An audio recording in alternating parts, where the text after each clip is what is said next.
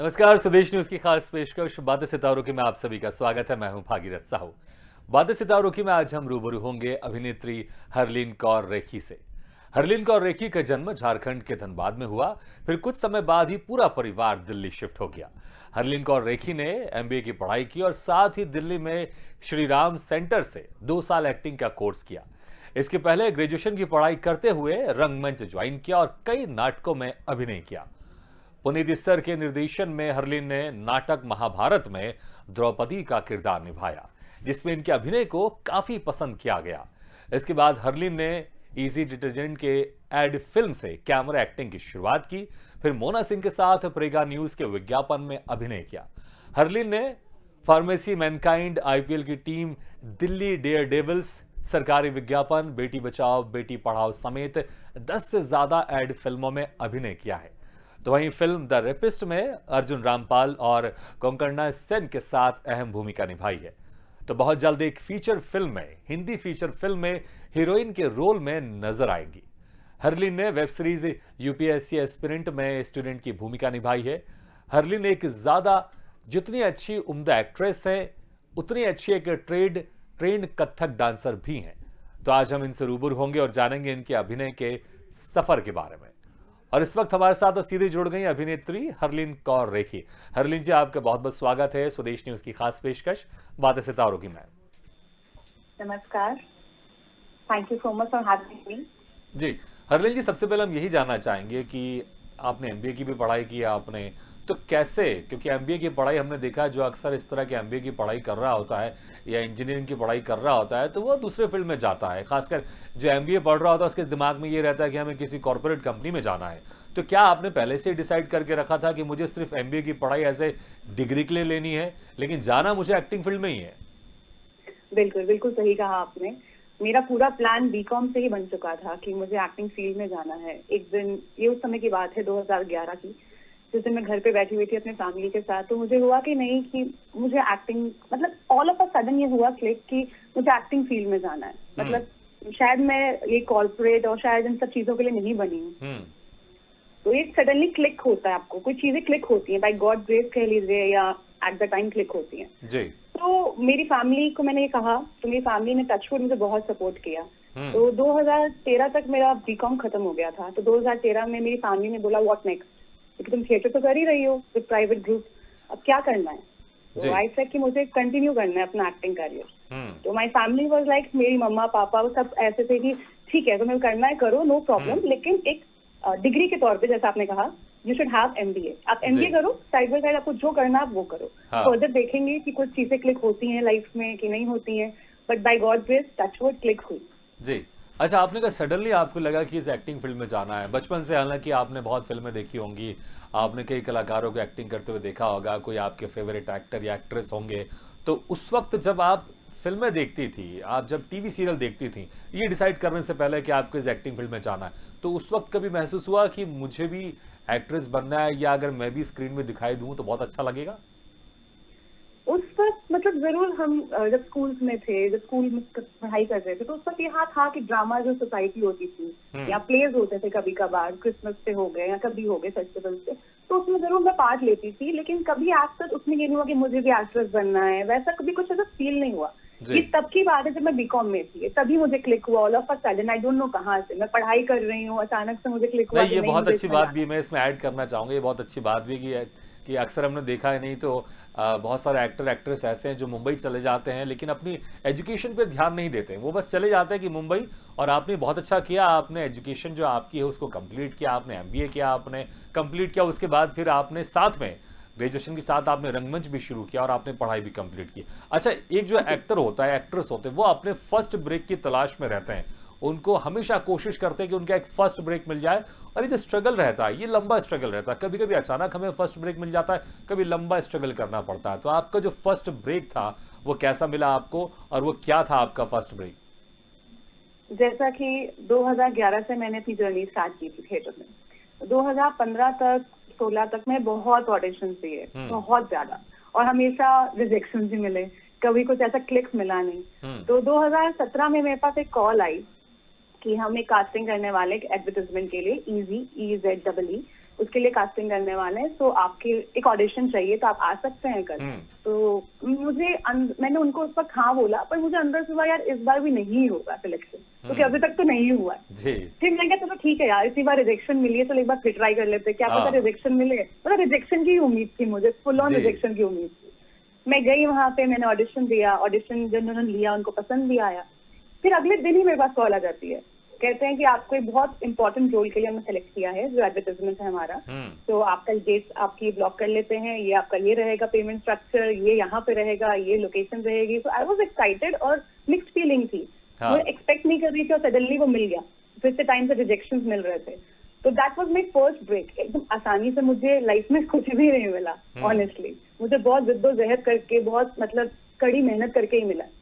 अच्छा, इसमें से एक बात ही निकल कर और सामने आ रही है, जो खासकर जो फ्रेशर्स एक्टर एक्ट्रेस होते हैं वो लगातार स्ट्रगल करते रहते हैं, लेकिन कभी कभी वो हार मान जाते हैं। उनको लगता है कि नहीं, अब और ज़्यादा हम स्ट्रगल नहीं कर सकते, तो कई एक्टर एक्ट्रेस है वो फील्ड चेंज कर देते हैं या वापस अपने शहर में जहाँ से आए रहते हैं वहाँ वापस चले जाते हैं।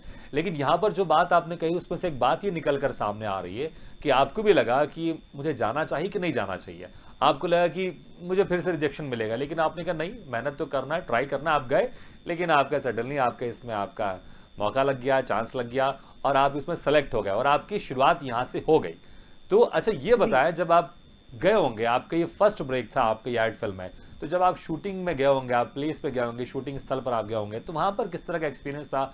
वहाँ पर जो तमाम डायरेक्टर थे, जो आपके को एक्टर थे या जो भी क्रू मेंबर थे, उनको सबको देखकर उनके बीच में काम करते हुए क्या आपको महसूस हो रहा था? क्योंकि पहली एक फीलिंग होती है, थोड़ा डर था, एक्साइटमेंट था या किसी और तरह की फीलिंग थी आपके अंदर?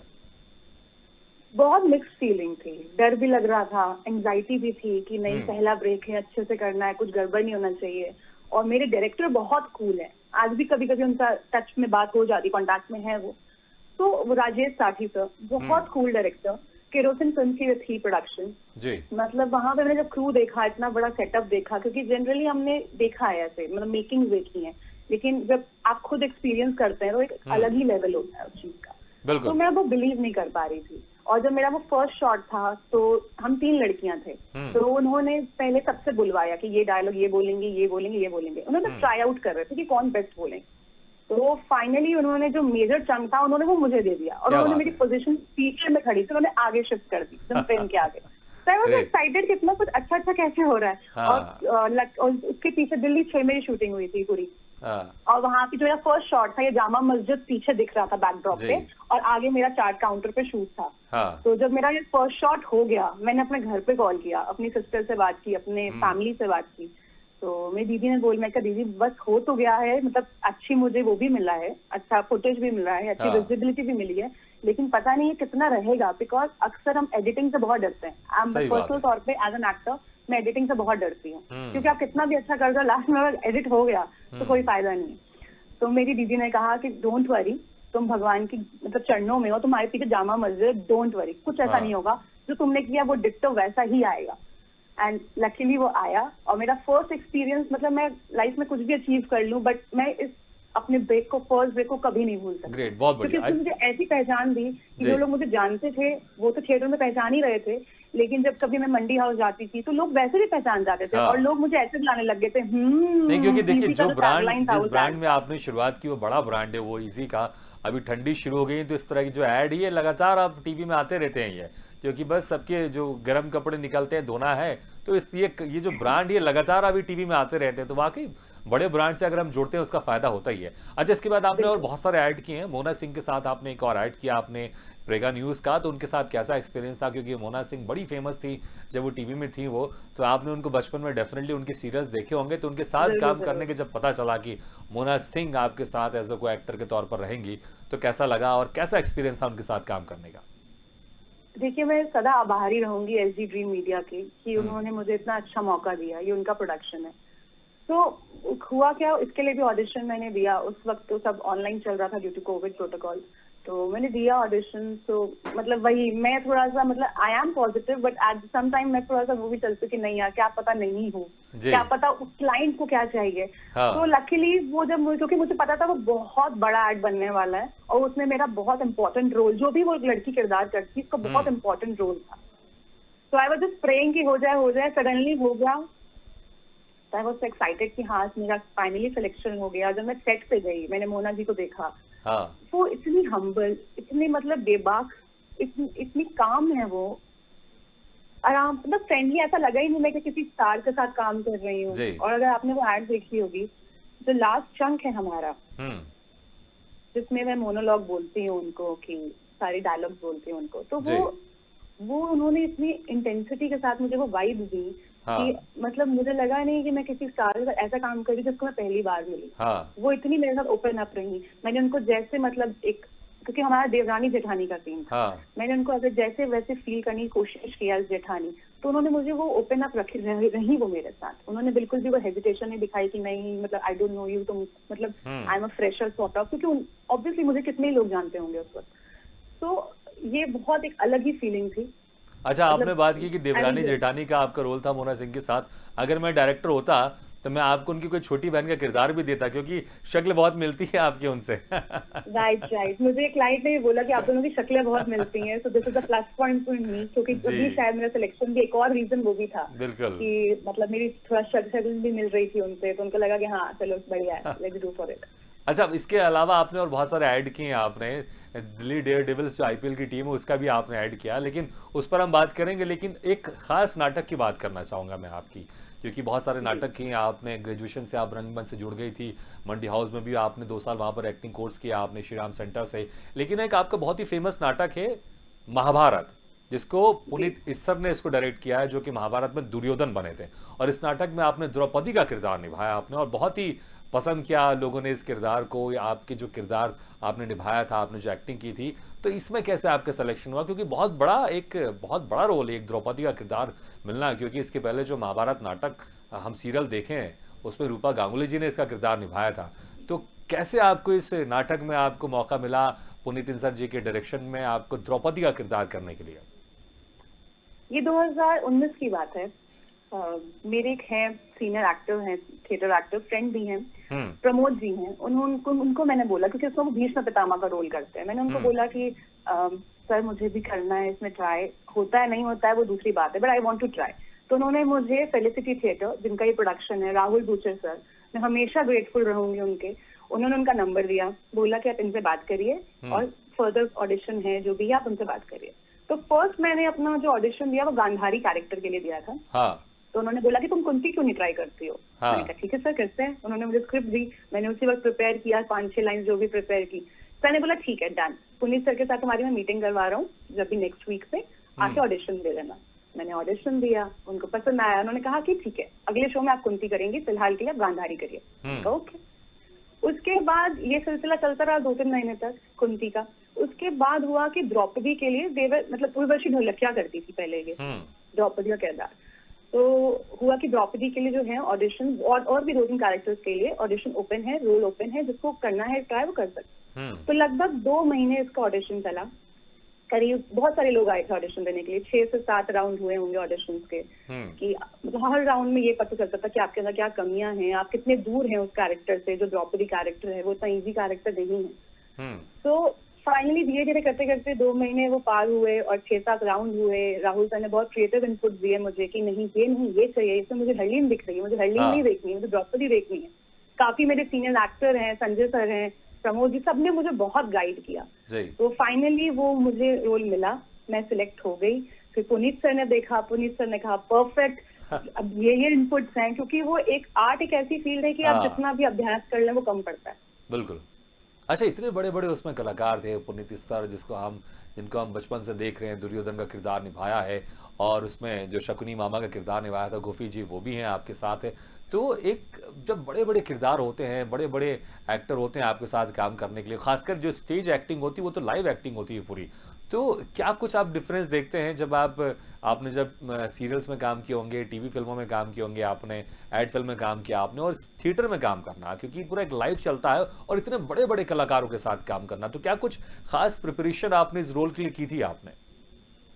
हाँ जी, मैंने काफी रिसर्च किया था और मैंने देखा भी था। जो महाभारत सीरियल था वो मैंने एक बार देखा भी, मतलब एक रेफरेंस के तौर पे मैंने देखा था। इसलिए नहीं कि मैं वहां से कुछ उनका मैनरिज्म कॉपी करूँ रूपा गांगुली का, बिल्कुल नहीं। मैंने उसलिए देखा था कि हाँ वो मेरी सीनियर एक्टर है, क्या क्या और डिटेलिंग है जो शायद मैं मिस आउट कर जाऊं।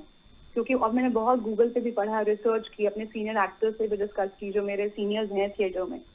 और ये भी था कि मंझे हुए कलाकार हैं वो सी सर, पुनीत सर, जी तो सुरेंद्र पाल सर, इतने सारे लोग, मेघना मैम भी, बस इतने मंझे हुए कलाकार हैं सबके सब। तो उसके लिए रिसर्च बहुत आपको स्ट्रॉन्ग चाहिए थी। तो रिसर्चेस किए मैंने, कुछ मुझे कंफ्यूजन्स भी थे। तो जब मुझे पुनीत सर दिखे, मैंने उनसे पूछा भी कि ऐसा क्यों बोल रही है द्रौपदी, ऐसा क्यों नहीं बोल सकती। तो उन्होंने बोला, फिर उन्होंने मुझे एक्सप्लेन भी किया। He is a very calm director, बहुत आपको बिल्कुल। तो बहुत मेहनत की और बहुत कोई रिसर्च किया आपने इस रोल के लिए। जी हरलीन जी, जी अगर कोई संवाद अगर आपको याद हो इस आपके नाटक का, तो हमारे दर्शक जरूर सुनना चाहेंगे। जी जरूर, मैं चीरहरण से कुछ लाइन सुनाना प्लीज। चाहूंगी। लुटी अस्मिता, तब सब चुप थे, क्यों करते वाद विवाद, राजसभा के अंधी बहरी, कौन सुनेगा यहाँ फरियाद। हे पितामह, क्या तुमको रक्षा करनी की वलासन की, क्यों चिंता कुछ नहीं, गुरु मर्यादा सुनावी जीवन की। हे काका पितो, आप तो नीति के कुशल प्रवक्ता हो कहलाते, जब लुट रही थी लाज रानी की, तब कैसे चुप रह जाते। हे गुरु द्रोण, से अधर्म का पाठ क्यों पढ़ाया इन शिष्यों को। नारी प्रथम पूज्य होती है, कि क्यों नहीं सिखलाया इन शिष्यों को। बहुत खूब, बहुत बढ़िया, बहुत बढ़िया। और मुझे बिल्कुल अगर इसके नहीं नहीं, बहुत खूब। जिस तरह से एक तो संवाद बहुत अच्छे रहते हैं, ज़बरदस्त रहते हैं, और जिस तरह के नाटक या संवाद तो अपने आप में एक दमदार, उसमें एक अभिनय खुद करते हैं संवाद। और जब कोई अच्छा अभिनेता अगर उन संवाद को बोलता है तो चार चांद लग जाते हैं उन संवादों में। बहुत अच्छे से निभाया आपने। और मेरे तो एक्साइटेड मेरी बढ़ गई है कि मैं इस पूरा प्ले को देखना चाहता हूँ। तो कभी शो होगा इसके बाद, कब शो है आपका, कहाँ पर होगा? अगर मैं आसपास रहा तो मैं जरूर ये शो देखूंगा। जी जरूर, दिल्ली में हमारे शो लगने वाले हैं दिसंबर में जी। और जनवरी में हमारे 10 शोज हैं मुंबई में। तो डेट अभी रिवील होगी, जैसे होगी मैं आपको बता दूंगी। ग्रेट। तो अभी से मैं शुभकामना देता हूँ। शो तो जैसे हर बार हिट होते हैं, ये शो भी फिर से हिट होगा। अच्छा, फिल्म की बात करते हैं। एक फिल्म है द रेपिस्ट, उसमें आपने अर्जुन रामपाल और कोंकणा सेन के साथ अभिनय किया आपने। तो सीरियल करके, मतलब एड फिल्म करके, नाटक करके, उसके बाद जब फिल्मों में आप गए तो फिल्मों में ये कैसे मौका मिला और क्या एक्सपीरियंस था अर्जुन रामपाल जी और कोंकणा सेन के साथ? देखिए, बहुत जगह हम एज एन एक्टर बहुत जगह अपनी प्रोफाइल फॉरवर्ड करते रहते हैं रोजाना। तो एक दिन मेरे पास कॉल आती है करण बजाज सर के थ्रू, कास्टिंग कंपनी के थ्रू, कि एक रोल है स्टूडेंट का, ये फिल्म है the rapist, Konkona Sen ma'am है, अपर्णा सेन मैम डायरेक्ट कर रही हैं, तो आर यू इंटरेस्टेड? मैं कहा यस आई एम इंटरेस्टेड, अगर उसमें डायलॉग नहीं होगा obviously I will be interested. तो कहते कि ठीक है, आपका फिर ये रहेगा, इस डेट से रहेंगे, आप ब्लॉक कर लीजिए। ओके। फिर हम सेट पे गए, मैं जब सेट पे गई वहां पे मैंने देखा अर्जुन सर, मतलब इतना, मतलब कोई कैसे काम होकर वॉक कर सकता है। मतलब ऐसा लग रहा था कि अर्जुन सर, एक होता है ना स्टार, आपको जब होते हैं तो आपका वो स्टार पर्सनालिटी हो जाती है, आपको अलग से आपका वो शो करते हो, आप शो ऑफ टाइप नहीं, बिल्कुल वो नॉर्मल एक ऑडियंस की तरह, नॉर्मल एक हम जैसे एक्टर की तरह वो चल रहे हैं। और देन आई रियलाइज, अरे ये तो अर्जुन सर है। फिर उनके साथ वो सीन हुआ, उस टाइम उतनी बातचीत नहीं हो पाई क्योंकि सीन काफी इंटेंस था। वो भी अपने उस कैरेक्टर में थे, हम भी उसमें थे। कोंकणा मैम से 2 दिन बाद बात हुई, जब हमारा नेक्स्ट शॉट लगा। अपर्णा मैम से बात हुई तो उन्होंने ब्रीफिंग भी दी कि आपको ऐसे नहीं ऐसे कैरेक्टर को करना है। कोंकणा मैम ने पूछा क्या करते हो, उनको पूरी अपनी जर्नी बताई।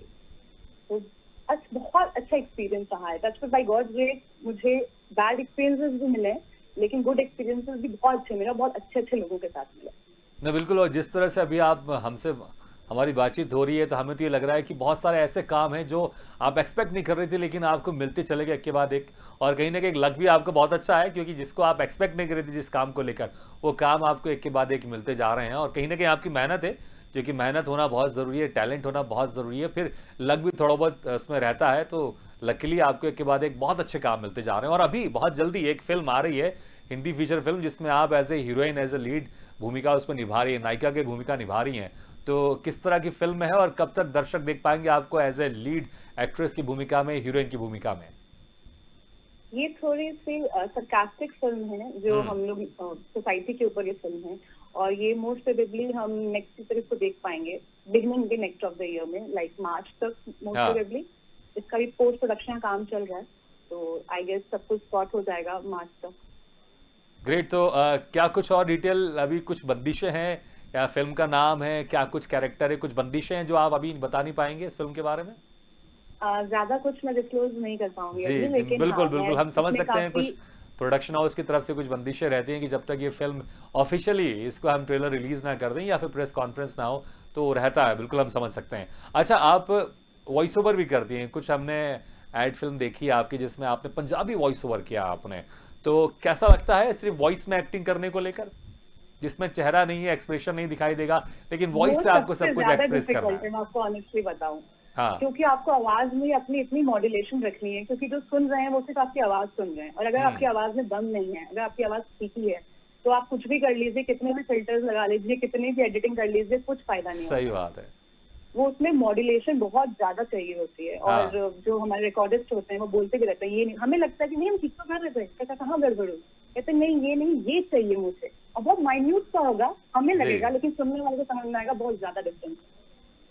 अच्छा, पंजाबी वॉइस ओवर किया आपने तो, और आप पंजाबी भी हैं, तो कोई किसी का भी, किसी भी फिल्म का डायलॉग है जो आपकी फेवरेट एक्ट्रेस या किसी भी फिल्म का डायलॉग, आप कुछ पंजाबी में एक दो लाइन आप सुना सकते हैं? क्योंकि मुझे पर्सनली मुझे पंजाबी लैंग्वेज मुझे बहुत अच्छी लगती है। कोई एक आध मैं आपको अभी डायलॉग पंजाबी में अगर आपको याद हो? पंजाबी फिल्म का ऐसा तो याद नहीं आ रहा, लेकिन जो मैंने नहीं तो वॉइस कोई भी ओवर किया फेमस था वो हिंदी मुझे डायलॉग उसका जिसको याद आप पंजाबी में सुना दीजिए आप। है। मैं अपने वॉइस ओवर का ही सुना देती हूँ, प्लीज मैंने प्लीज किया था। Please please please. ए है दुग्गल परिवार, खान पीन के मामले से भुख तो लाचार, अभी रुको रुको रुको, एना तो मिलो। आगे भी कुछ लाइन थी, काफी नहीं साल हो बहुत गए किए, सुना दी बढ़िया मैंने। बहुत बढ़िया। आपने दो तीन लाइन बोली लेकिन बड़ा इंटरेस्टिंग है, बड़ा फनी टाइप का है, लेकिन बहुत इंटरेस्टिंग है, और जिस तरह से आपने सब वॉइस को मॉड्यूलेशन दिया है इसमें बहुत अच्छा है। अच्छा, आप बहुत अच्छी एक्ट्रेस थैंक यू सो हैं, मच, शुक्रिया। बहुत अच्छी आप वॉइस ओवर आर्टिस्ट हैं, एक आप ट्रेंड कथक डांसर भी हैं आप, तो कितना एक एक्ट्रेस के लिए ज़रूरी हो जाता है इंडस्ट्री में जो भी जा रही है उनके लिए एक अच्छा डांसर होना? देखिए, मुझे ऐसा लगता है कि आप एक्टिंग तो करिए अगर आपको करना है तो, लेकिन साइड बाय साइड आपको और भी चीजों की नॉलेज होनी चाहिए, लय की, ताल की। क्योंकि मैं श्रीराम सेंटर में थी, मैं श्रीराम सेंटर से पास आउट हूँ, तो वहां पे मैं थी, तब मेरे फैकल्टी थे, उन्होंने मेरी बहुत भलाई के लिए एक बात दी, तब मैं बहुत टॉम बॉय सी हुआ करती थी। जी। उन्होंने बोला क्या तुम में कोई लड़की वाले गुण ही नहीं है, तुम ना मतलब ऐसे चल पाती हो, ना वैसे नजाकत हो तुम में, क्या कर क्या रही हो। हम्म। फिर मुझे 2000 मतलब उस टाइम तो बात बहुत लगी, लेकिन उन्होंने मेरी भलाई के लिए कहा। फिर 2016-17 में मैंने एक कथक गुरु है मेरे, जी। गुरु जी तिलक साहब, मैंने वहां उनके गई, मैंने कहा सर मुझे कथक सीखना है, तो उन्होंने बोले ठीक है। बिल्कुल मैंने बिल्कुल कहा, "सर, हरलीन जी, लेकिन फिर मेरी आपने कथक सीखा और कहीं ना कहीं ये एक्टिंग में भी आपको बहुत इसमें फायदे हुआ, बहुत क्योंकि जो ज्यादा हेल्प एक्सप्रेशन करता है, है, हाथ के हाव क्योंकि भाव है, वो बहुत इसमें आपको मदद किया इस एक्टिंग में भी। हरलीन जी, समय कम है, बहुत नहीं तो ज्यादा। आपसे और बातचीत करते हैं, समय कम है नहीं तो आपसे और बातचीत करते हैं। बहुत बहुत जी जी, शुक्रिया इस समय निकाल कर आपने हमारे कार्यक्रम में शिरकत की। बहुत बहुत शुक्रिया कि आपने मुझे यहाँ बुलाया, बहुत अच्छा लगा आपसे बात करके, धन्यवाद। Thank you very much. तो बातें सितारों की में आज हम रूबरू हुए, मुलाकात की हमने अभिनेत्री हरलीन से, और अगले बार हम फिर किसी शख्सियत से मुलाकात करेंगे, तब तक ले दीजिए इजाजत। लेकिन खबरों का सिलसिला लगातार जारी, आप देखते रहिए स्वदेश न्यूज, सबसे पहले देश।